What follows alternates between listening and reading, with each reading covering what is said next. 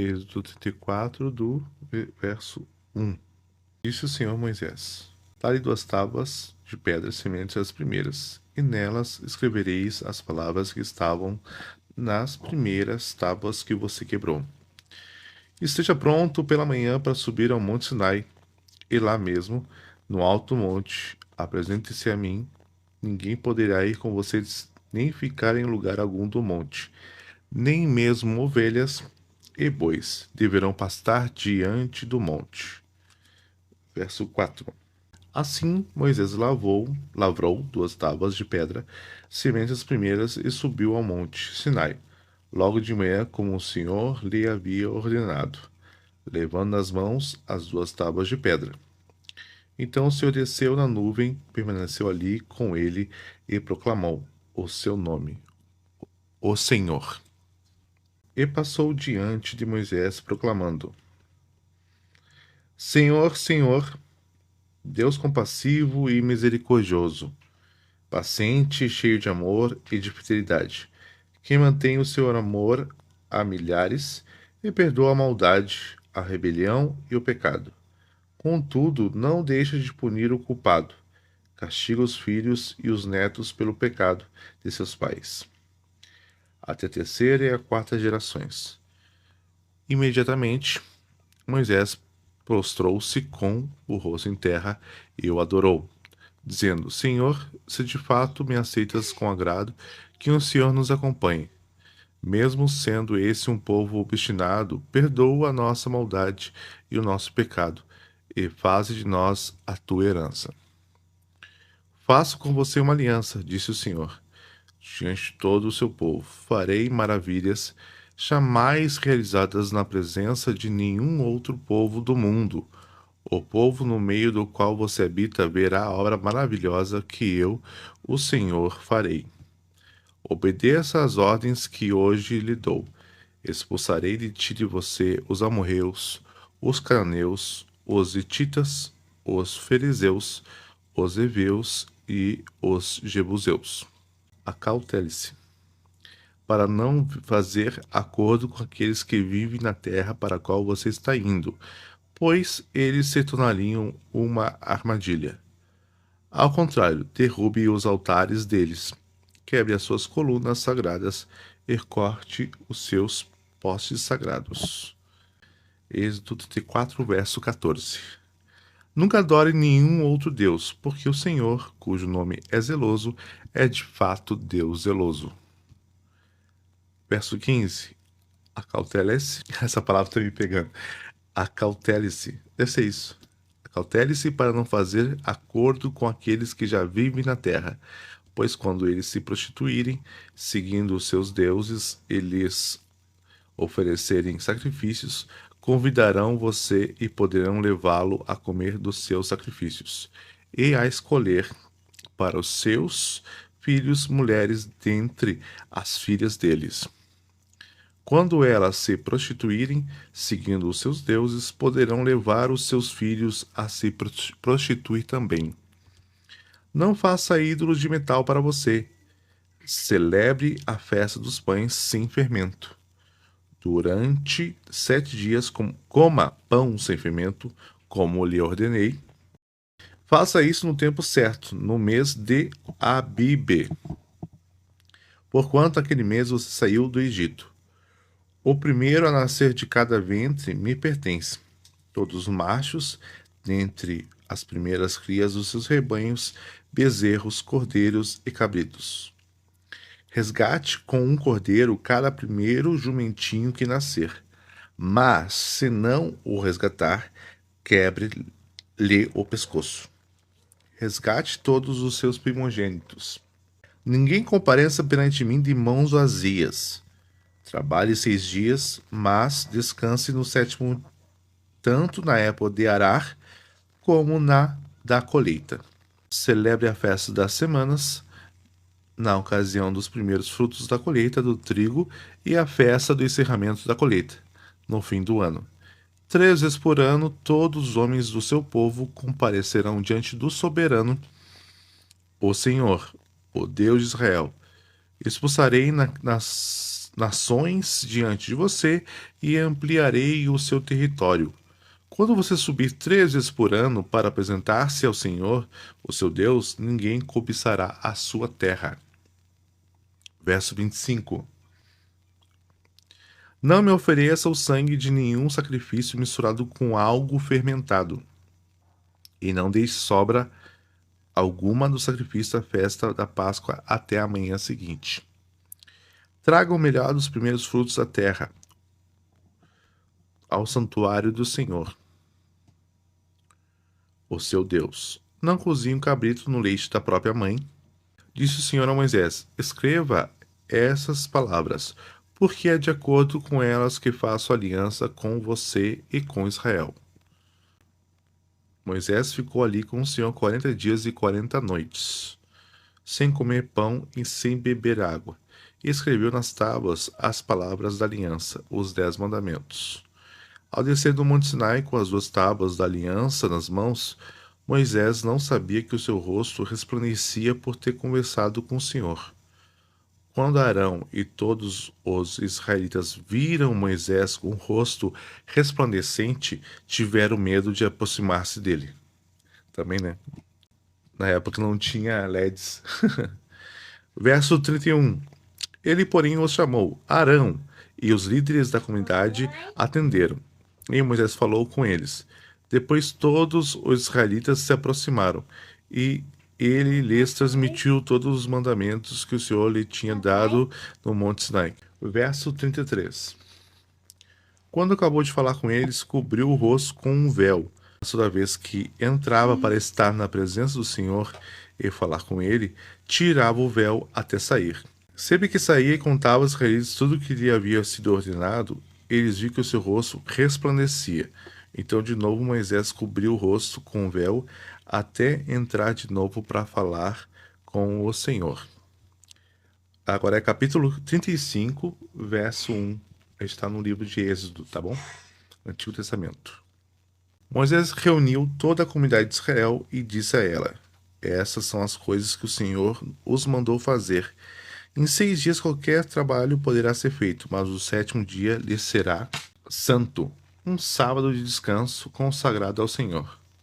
Todo aquele que trabalhar nesse dia terá que ser morto. Meu Deus! Meu Deus!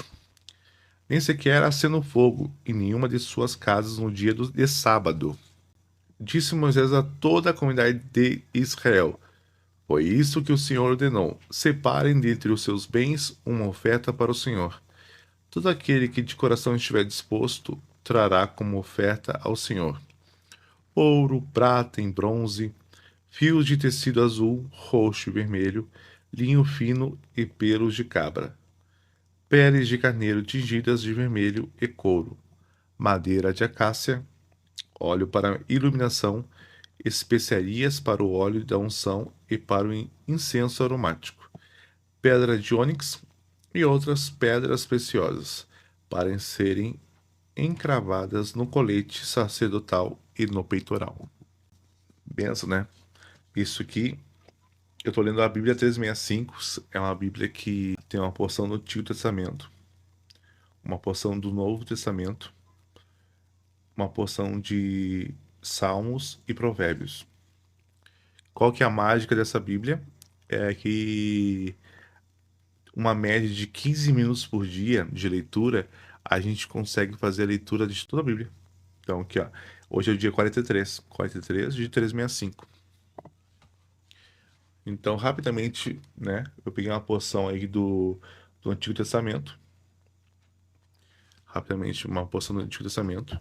E eu confesso que o Antigo Testamento para mim é o que eu mais tenho dificuldade por questão de narrativa, contexto, e também eu tenho mais paixão de ler o Novo Testamento, porque eu gosto mais de ler sobre Jesus.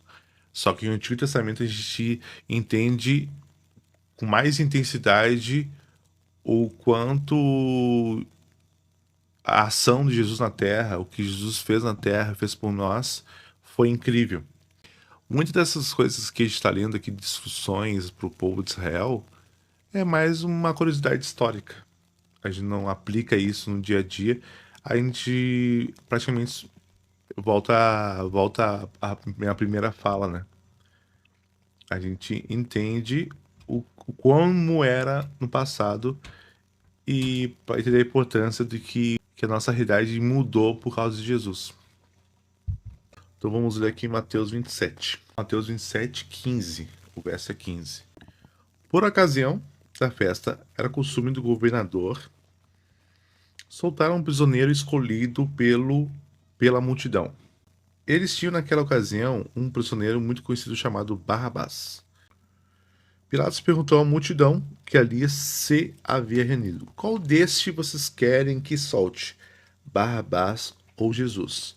Chamado Cristo, porque sabia que haviam entregado por inveja. Verso 19. Estando Pilatos sentado no tribunal, sua mulher lhe enviou esta mensagem: Não se envolva com este inocente, porque hoje, em sonho, sofri muito por causa dele. Mas os chefes dos sacerdotes e os líderes religiosos convenceram a multidão a que pedisse Barrabás e mandasse executar Jesus. Então perguntou ao governador: Qual dos dois vocês querem que eu solte? Responderam eles: Barrabás. Perguntou Pilatos: Que farei então com Jesus, chamado Cristo? Todos responderam: Crucificá-lo. Por quê? Que crime ele cometeu? Perguntou Pilatos. Mas eles gritavam ainda mais: Crucifica-o! Quando Pilatos percebeu que não estava obtendo nenhum resultado, mas, ao contrário, estava se iniciando um tumulto, o pessoal começou a ficar loucão, mandou trazer água, lavou as mãos diante da multidão e disse: Estou inocente do sangue desse homem.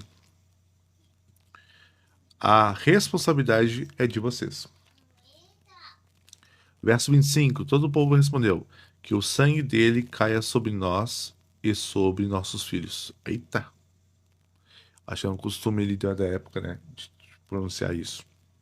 Então Pilatos soltou-lhes Barrabás, mandou açoitar Jesus e o entregou para ser crucificado. Diz que a crucificação era do pior castigo, a pior condenação da época, né? Acho que seria a pena de morte de.